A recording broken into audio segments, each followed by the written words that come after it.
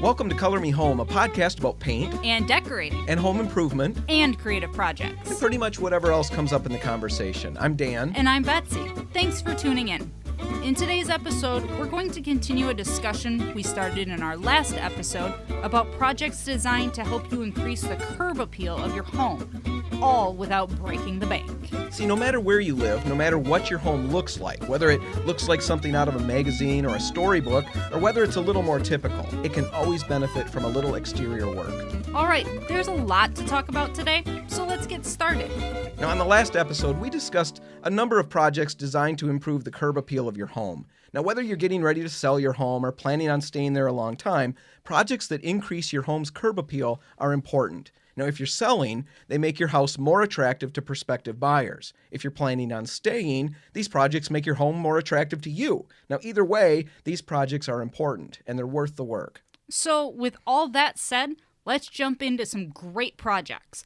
And let's start with a kind of fun one today. Let's start with our front porch. Now, I kind of view the front porch as like the gateway to your front door. Last time we talked about front doors and how impressive they can be and, you know, how it's the first thing that people see. But if you have a front porch, that's really like the huge thing that comes before your door. I mean, that's just as important because if you have a really horrible looking front porch that's all falling apart and a really great looking front door, no one's going to be able to get past the falling apart front porch that looks terrible to even see how great your front door looks. See, and for me, I see it just a little bit differently. I think of the front porch as probably, for me, it's the most inviting part of the home, or at least has the potential to be. Hopefully I always think about is. Andy Griffith. You know, that's where they all Right. sat. That Right. was every Sunday night, every Yep. evening, they're sitting out on the front porch. It's the place where you relax, where you Right. kick back. Yep. Summertime. I mean, it just sums Right. up everything,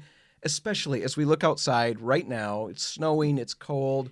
Even though it's April. Even though it's April, all I want to do is be sitting on the Yes. front porch at our old house, which would be, you know, I'm not really coming, just in case the people who live there now hear this. I won't be there. Dan shows up and he just starts rocking on your front porch. Just be a little creepy, but hey, it is a very comfortable place. It's a great place to be, listening to the baseball games. Right. A great place for summer. So Right. I think of it as tremendously inviting, and I'm sure that's what you're saying to some extent. Yeah, you just want to make sure that the condition of your porch is really, you know, tip top. You want to make sure that there are no loose boards. You know, if you have a wood porch, you want to make sure the boards aren't loose or rotting. And the more you maintain them, the less likely you are to have to repair or put new boards in or things like that. So you want to see if there's any, you know, stain that's worn away if you have a stained porch or paint that may be chipped or peeling off. You just want to do a general look and see how it looks, you know, from out at the sidewalk, out at the road, and then as you're coming up your front walk. So when we're talking about these curb appeal projects, we're trying to come up with good ways that you can make a change to your home that will make it more attractive from the road, make you feel better about it and all Right. of those things. And like Betsy's saying, as you approach the porch, you want to start by looking down. Look at the boards and stuff like that, Right. what's on the floor. What condition are those in? What are the bricks going up? Are the steps going up? The concrete, if they are, if Yep. they're wood steps, if they're steps at all. Right. You know, what does that look like? Right. Are they crumbling or are they in really good shape? You want to make sure that they're not crumbling. You know, replace them if need be. Those are things to look at. One, a kind of a trick here, and just something that we can just very briefly touch on. It sounds a little wacky, but it's actually pretty fun, Okay. and you're going to be surprised at the results. And it's just show up to your own house as if you don't live there. Right. Okay? It's very important that you do live there, Yes. but then show up and pretend that you don't. Showing up at a house that you don't live and Right. pretending that you do, that's Right. bad. That's not what we're saying. So you mean you can't go back to your old house and pull Not- up and pretend like you live there I've had again? dreams that I show up and I just start going through the cupboards. But no, Oh. what I'm saying is you go to your own home, but you park where a guest would park. Right. Don't park in your garage. Don't enter the house through the garage. Park where a guest would park. Enter where a guest would enter, and pay attention all the time as you're walking up to the door. What does your landscaping look like? What do the trees look Right. like? Are they overgrown? These are Yep. things that we don't notice Right. when we live there all the time. We just we get set in a set pattern. We go in a certain door. Garage door opens, you pull in, go through the garage door. Honey, I'm home. Exactly. You don't notice some of these other things. Right. So a great place to start, you walk up onto your front porch. A lot of us don't maybe enter the home that way. Right. I don't. Right. Take a look at what do the floors look like. Right. Pay attention to that. So start with floors. A great project that just in kicking around the internet and looking at some articles, my wife pointed out this article where they had painted a rug. They painted not the rug, but they I've painted the seen shape that. of a rug or the style Yeah. into the wood of the Yeah. floor. What a cool Yeah, project. I've seen that done. It looks so cool. You know, it's creative freedom, basically. I mean, you're not stuck trying to find a rug, and it's inexpensive because rugs can be very expensive. Very inexpensive, very creative. Just takes a few quarts of paint, and then again, your creativity, which is Right. the fun of the project anyway. Right. But all we're talking about is painting something that looks like a rug right into the floor of the porch. At RepcoLite, we've got perfect products that would be great for Oh, that. yeah. So start on the floor. Where else do you look? I would suggest looking up. It's someplace that not a lot of people think to look. It's usually either natural wood on the ceiling of a porch, if you have a ceiling. Not all porches have ceilings, but if you have a ceiling, natural wood, quite often it's white. Think about putting a color up there. It just brightens it up, brings the sky down so that, you know, it looks like you're looking at the sky, kind of makes your day last a little bit longer. Well, see, that's really interesting because in preparing for this podcast, you know, I kicked some articles over to you just Yeah. so you could look them over as well. But there's a little bit of, I think, an interesting story behind blue ceilings on porches Right. throughout the South. It was a Southern thing Right. at one point. It's gravitated north, though. I've had right. people lately who came in for blue or a bluey green kind of color to put Right. on their ceiling. And It's I don't an- know if they know about this. Right. It's an old Southern tradition that this was Right. commonly done in the South. And like Betsy's saying, it is spread. You know, it's all over the place now. But in reading the article, there were three main reasons that people did this. And we're going to just quick talk about those just because they're kind of interesting. Right. The first one, well, the color that's actually put on the ceilings, if we would give it a name, Right. it's not a Benjamin Moore color or anything like No, that. It's just a no. color that people refer to. Right. And it's haint blue, Yes. right? Yes. HAINT, haint blue. And the reason for that, one of the main reasons is that it's suspected that these ceilings in the South were painted this color is because they were warding off something called haints. Again, HAINTS. Right. And what a haint... Restless spirits. Yes, a restless spirit. So this whole idea of all these restless spirits, they would put blue on the ceiling. Now, blue, apparently, the idea is that they tricked the spirits into thinking that it was water, right? Right. And they can't, you know, everybody knows spirits can't pass over water, right? That's just a common, we all know that. Right. So apparently that was the deal. And so they're not very bright, I guess. And so they assume that now if there really is such a thing as haints, now I've just offended all of them. And my house is going to be Even more so than your old house. Now, Yeah. this begs the question. At your old house, which, you know, if you've listened to the Minute at RepcoLite spots, you've heard Dan talk about his haunted house. It So- wasn't technically haunted. Let's not spread so- stories. That's how rumors start. Oh, okay. Well, it seemed haunted to me. Okay, there was one really weird, there were several. We went through a few weeks. Daddy. Yes, there was this one incident where, okay, all the kids, I can tell this very quickly. Okay. All the kids Sure. were in bed Yes. and in their own whatever rooms, wherever they were sleeping. And so we're sitting there, my wife and I, finally it's 11:30, 12 o'clock at night, we're getting Right. ready for bed. So we're in our little tiny bathroom. It's like a 5x5 room. Yes. Like a jail cell. You know? Oh. And so we're in there brushing our teeth. The door is closed. The kids are all asleep in other sections of the home. Right. And we hear, outside the door, I hear footsteps shuffling up. As a parent, you get used to, you hear all these little things. Your Right. body is finally attuned and you realize, oh no, somebody is awake and Right. this is not going to be good because I'm so tired.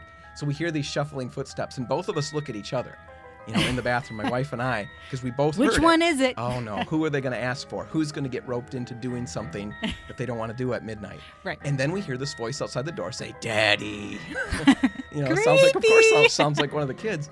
And the water was running, so I wasn't, you know, it didn't Right. sound super creepy, but I remember just thinking, Daddy. Why not Mommy? And Tag. my wife looked at me and she laughed and she said, "Wow, looks like you're up. Yep. You know, it's you."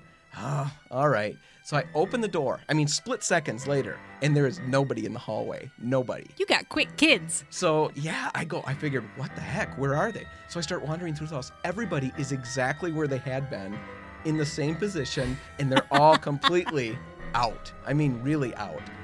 Well, my wife and I ran That's back. not creepy at all. I ran back and I was, laughing, but I was terrified. So I'm skipping through the house trying to get back to the bathroom. So there's the comfort of, being with somebody else Right. who the spirits might want more than me, it's Obviously not. They called you They first. called me first, but maybe they were just trying to get to her through me. Oh. But anyway, we spent that night just sitting up in bed wondering what is going on. And there were other instances, but here we are. That's why I really don't put a lot of stock into this blue ceiling keeping off evil spirits. Well, okay, so this begs the question. The house was blue. Was the porch blue? The porch was blue, but not the ceiling. Okay, then So I maybe guess- that's the difference.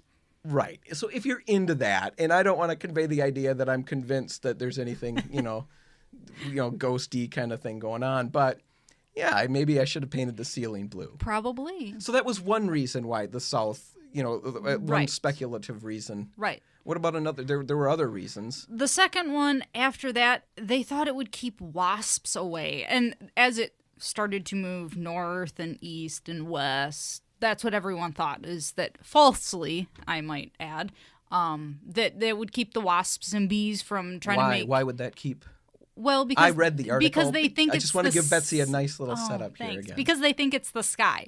Because if you paint it a sky blue color, they're not going to try to make a nest in the sky. So they're as dumb as the spirits. Apparently. Okay. Yeah. But that's a Easily tricked. Now they're establishing that that's a wives' tale. That's not yes, true. Because I that's- still have had people in the store wanting to paint blue. Right. Now we have not talked about this, but the Grand Hotel on Mackinac Island, Yes. isn't that massive porch painted blue? The ceiling on that porch. I is don't blue. know, but I have a very reliable source that can tell you matter-of-factly about that. We can put it on the... We'll put it on the show notes. We can put it on the show notes once I find You're out. not going to phone a friend? Oh, I could phone a friend, but I'm not sure that friend would pick up right now. Hi, Dad. Okay. All right, so you'll find out. I will find out, and we'll I'm put it on putting the money show on. notes. Now, I want a point. Again, back to our duel of wits. Okay. I got a point in the last episode. We didn't talk about it, You did we? did? Or was it after the episode or before the episode? I don't know. You had so many negative points after the, couple episodes ago. Okay. that- But this one I want a point. So we're at 0-0. Okay. I want a point if I'm Okay. right. We'll All put it in the right. show notes. I'll give you a point. But we're saying that the it's not true that it keeps wasps. Correct. Okay, because Right. I've had customers, like I say, ask about that with Right. that intention. Right. But Still putting a paint color, it. still paint it. Still paint it. And then one third reason was just the idea that it extended the daylight time. Right. It yeah. just gives you this feeling that, like you were saying, that you're looking up at the sky. It extends the daylight hours just a little Right. bit because everybody wants to hang out on their front porch. Right, exactly. into Well, the and evening. it just adds interest to the front porch. It's not just a white ceiling, or it's not just the natural wood color. It just gives it something else. It's unexpected, and that's one of the Yeah. biggest, most powerful ways to make use of color is to use it in an unexpected manner. It's not just Right. using bold colors or colors that are so out, so crazy Right, or right. so out there. The thing is to use unexpected colors or use them in unexpected places. And a ceiling Right. is definitely a place Right. that not everybody thinks about. Yeah. And feel free to, mix and match. When we're talking about front porches, you see steps in houses all the time that might be, the steps are wood, but then the banister is painted white or some color. Think about doing that on your front porch. It doesn't all have to be the same. Mix and match, and like Dan said, make it a little bit unexpected. So we've got ceilings to pay attention to on your front porches. Right. The floors, of course. Yep. What other places do you look on a front porch? What else can you do? Well, there are a couple things. First, you want to dress your front porch. Put some things up there, some potted plants. That always, adds a little bit of color to your front porch, which is nice. The furniture on it, here you have this gorgeous front porch with this beautiful ceiling, and then some really crappy plastic furniture that has, Can we say crappy on this? I think so. That is Some- it's so freeing. Wow. Some really, that's the only way. That plastic furniture that just, when it sits out. That's our entire dining room set is so okay. You Yeah, just keep going, Betsy. But Trash everything about. yeah, it happens. So I have some chairs like that on the front porch that, and you can paint those again, like your vinyl siding, all that stuff. you can paint these things. If you have wood furniture that has seen better days, maybe give it a new clear coat, sand it up or paint it, But pay attention to the furniture. I mean, again, when we talk about this being an inviting space, you need to have the furniture there to make it feel that way, to really stress that or bring that point home to visitors, to guests. Right. All of that. Ladies wearing white pants don't want to sit on something that looks dirty, like they're going to get their pants dirty. Exactly. I'll just tell you that right now from experience. So we've got potted plants, furniture on there. One thing we did a couple years ago on our front porch is we bought a little coffee table, maybe 2 by 2, 2 foot by 2 foot top, and put it between the chairs, and then we painted a checkerboard pattern into it. I've seen that. And then this was such a fun project. It took me. I'll dig up the blog and the post that I did about this. Okay. It's from a few years back, and I'll put it in the show notes because it was such a quick project. Just a few hours. Right. I had this distressed-looking tabletop, and then what made it so fun is then the kids and we all went for a walk and found stones. Yeah. And we found blue stones, or a dark gray stone, and then we found whiter stones to use as the checkers. Right. Now, stacking them was a little tricky, but but the fun of that, it was just such a great project. The kids thought it was great. We had this little checkerboard table right on the front porch. And again, it just lends towards the idea that this is a place to kick back and relax. Right. Again, what says relaxing more than sitting on the front porch, playing checkers, listening to the Tigers? But you need all of this stuff. Just put some time into it. The curb appeal of something like that, when you've put work into it like that, is tremendous. Right. People will walk up to your porch and, immediately want to just sit down and hang out there. And that's what you want. You want people to feel invited to your home. That's what this is all about. And these are all low budget things. Doesn't cost much to go find some rocks. Right. And again, if you're selling your home, this just goes miles towards making people realize or think of it as a place that they could be. Right. And if you're not selling it, it's the perfect, it's what you want when you come home to see something that feels like a place that you could really kick back and relax. Right. Okay, so what's something else we can do maybe before we get to our porch? Well, I would think that would be landscaping. I would hope so. Definitely landscaping. We can't leave that out. So again, when we're talking about, go back to the idea of stopping by your home for the first time or as a guest or a visitor, seeing it from a different point of view. Right. Check out your landscaping. What does your landscaping say about your home?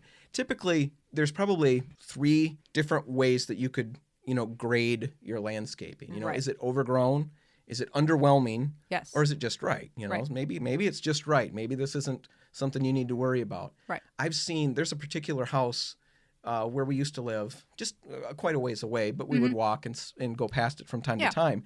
But what they had was a great big. It was a beautiful flower plant. I forget exactly what it was. Rhododendron. That could be. I don't remember. But it became massive. Right. I mean, it was huge. Right. Huge flowers on it, and it would bloom as long as however long those bloom. I just remember going by, and it was impressive. I'll give it that. Oh, but it was so big that it honestly gave me the impression, it felt like, houses that you see that have had really nice landscaping at one point that have been abandoned. Right. Yep. Not cared for anymore. The people don't work on it. Right. Yes, it's huge. Yes, it's amazing, but it's too big. It's too overgrown, and it conveys the idea that just the house has been abandoned to some extent. So does your landscaping say that? You would want to cut it back, prune it back. Having negative space in a garden isn't a bad thing, or in your landscaping. It sets off everything else that you're working with. Right. I grew up in a house. My parents rented the house, and before we moved there, I don't know how long it had been empty, but it had overgrown. And, this house sat on a decent size chunk of land right in the city, big old house, and everything was so overgrown. When I would tell kids at school where I lived, they would go, oh, you live in the haunted house? You too. And I was like, I did too. No. That house is haunted. Why do you... Well, have you walked by it? It's terrifying. Just because of the overgrown... And it was just because my mom worked tirelessly to trim things back to being tamed. Yeah. I mean, it was like a lion's mane. It was so thick. But after that, people didn't think it was haunted anymore. Kids, oh, you live in that house. Sure. But for the longest time, they all thought I lived in the haunted house just because it was so overgrown. So don't let it get like that. Don't let it get like that. And the tendency is to almost take a sense of pride in how Right. we don't see that when we live in it. We don't see it typically as overgrown. Right. We see it as, wow, look at these amazing plants that have just completely, Yep. really taken up residence here. But Right. again, if you stop by, look at the house as if it's new to you. What would you do? If you can distance yourself like that and see it as a new buyer might or as a guest might, these things will jump out at you. Yep. And cutting it back is a good thing. Right. So overgrown is one thing. Another thing, of course, that you're going to find is that maybe it's underwhelming. Maybe there's just nothing going on. Right. And that can be a mixture of things here. It could be that you've got, no flower beds at all. Right. Nothing like that. No Right. landscaping going. Of course, that's underwhelming. I've Right. also seen ones where the house it's a bigger house. Yep. A 2-story house, a big, kind of a stately house. And they do have landscaping, but Right. every bush that's there is super tiny. And it just doesn't work. Right. The scale is wrong. The scale is wrong. Right. Yeah, so you want to think about how it plays with your house. And these things don't have to be hard to maintain. I think that's where people get scared, is they think, oh, landscaping, that's just, I don't have time for that. There are all kinds of things. There's mulch, so you don't have to get out there and weed. There are little pebbles that they put out. My grandma has them, bushes and then pebbles around them instead of mulch, and she has no weeds, so think about these things. They don't have to be overwhelming to take care of once you have them in. I know for us, we at our old house, we killed everything that we planted. Not on purpose. It just kind of happened. Right. The kids have made it. We're happy about that. Right. But every plant that we've ever owned dies within weeks. Not everyone has a green thumb. No, we have the touch of death. But at our new house, one of the things that was installed by the previous owner that's just absolutely brilliant is a drip system that runs off of our outdoor or the outdoor sprinklers as opposed to the indoor ones. Right. It's rare, but it's becoming big, indoor sprinkling. But I hope not. But the outdoor sprinkling, it runs off of this drip system. And so we've got in all the flower beds these little sprinklers that will just drip a little bit every time the sprinklers go off. Yep. And we've been able to keep everything alive. Yeah. So I don't know the expense of putting something like that in, but that's definitely, it takes all the pressure off. There's no watering. There's none of that involved. Right. And there are things like soaker hoses, that they use in regular gardens. Right. The same types of things. So, you don't have to put in a whole sprinkler system to, have success with plants. And there are plants, made for every type. There's shade, there's full sun. There are ones that don't have to have a lot of maintenance. If you go to a garden center, to a nursery, they can point you in a direction where you feel comfortable maintaining what you're purchasing. The big thing is to just pay attention to what your landscaping is saying about the house, because a well-maintained yard, and before we move on, landscaping doesn't have to just be flowers and stuff like that. Let's broaden the topic. What is, taking care of your yard, just mowing, just edging, little things like that. Yep. No expense at all. Right. Just a little bit of time. Yep. But that alone will go miles towards making your house just look that much nicer from the road. Right. And again, the better it looks, the better we feel about where we live, the more content we feel to some extent. Right. So pay attention to those things. Another area that would be, this is a bigger project. I did want to include this, though, because what we're technically talking about are curb appeal projects that you can do for relatively little amounts of money. Correct. And I want to bring this up because I think it's interesting, because I think most people don't think about this, but it's painting the entire home. I knew you were going to scare people. No, everyone's turning down the podcast at this point. We don't want to hear this part. There's like 4 people that want to hear about this. Okay. First off, there are vinyl siding paints. If you happen to have vinyl siding, we talked about this previously in the last episode. Yep.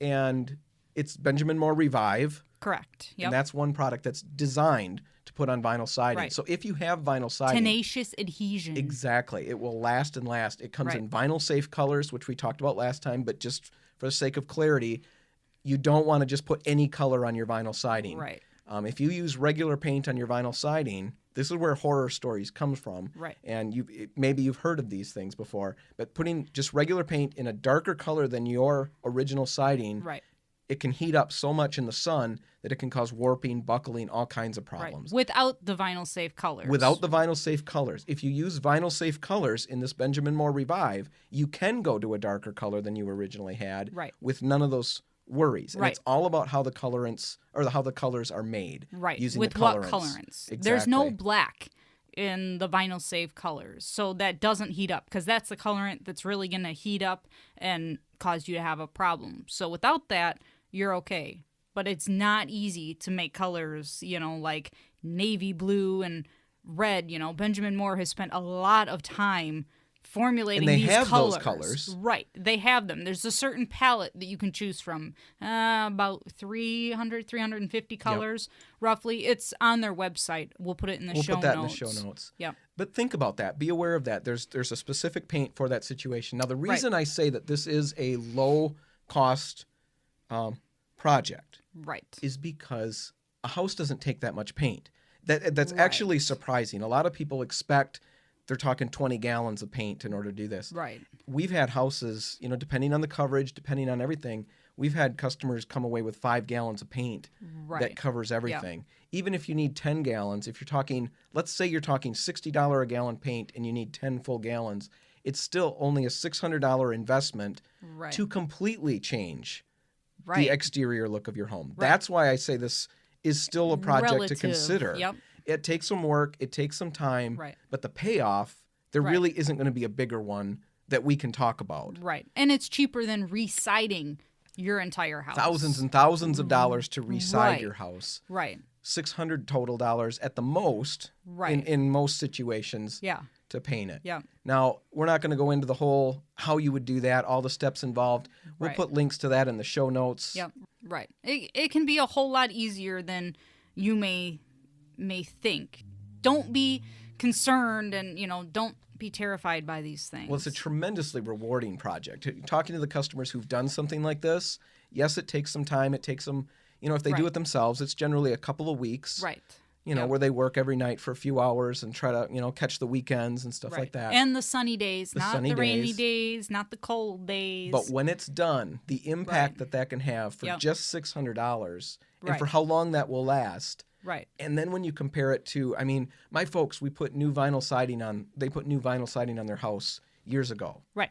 And they agonized over the color. I remember, this is years ago, but new vinyl siding, it wasn't cheap at that point, and it's even less so now. So they put this on, everything looked great until winter came. And we realized when the snow was on the ground, we realized how pink. So we even had kids at school say, "Who lives in the pink house on your street?" I don't know. And so, that was our house. Right. And it was so depressing. Right. They lived with it. Yep. It was such a depressing situation, though. They spent all that money, and half of the season, we live in Michigan, so half of the time it looked pink. Right. This would be a great option if anybody's in that situation where they don't have the money to repaint or to completely reside their house. Right. Don't forget about this being an option. Yeah. And I don't know if you want to talk about it, but I'm going to say real quick, there's one last thing you can do. Clean up around your house. Clean out the spider webs this spring, when the snow finally goes away and it's not quite warm enough to dig in the dirt yet and plant all these plants we just talked about. Get out there and clean out the spider webs and, leaves and things like that may be hanging around your home. It makes a huge difference. I cleaned out weeds a couple weeks ago and cleaned out all the leaves from last fall and things like that. And wow, what a difference it made. See, people can hear that. And, maybe we want to get to the projects that we feel are going to pay off quicker, like painting. Everybody wants to pop, the lid on a gallon of paint or a quart of paint and start putting new colors on new things. Right. So when you hear about cleaning something, the excitement level goes down considerably. It does, but it's inexpensive because all it takes is your time. It just takes your time. And what a difference it can make, like you said, cleaning out the spider webs, power washing your vinyl siding. Yep. We've got a cleaner at RepcoLite called Joe Max that will remove mildew, scrub it around on the vinyl siding, rinse it off. Yeah. That alone can dramatically improve the look of the siding, make it look almost new again. Yeah. Make sure you go around when you're looking at your house as if you don't live there. Check out what does it look like around the front door? Leaves and stuff in the flower beds, gum wrappers. Who knows? Winter's always cruel and everything blows over and into everyone else's yard. Your neighbor's trash is now it's on in your mine. porch. It's like in our old house in town in Zealand, that's what it was. We were like at the center of the vortex or whatever. So everybody's everything. Right. Nobody would do leaves all fall long. I was doing leaves every night. I'd go home and all of their leaves would blow. Yep. And it would all end up right in my... Oh, you're so kind to take care of all the neighborhood I leaves. should have just let it go until the very end.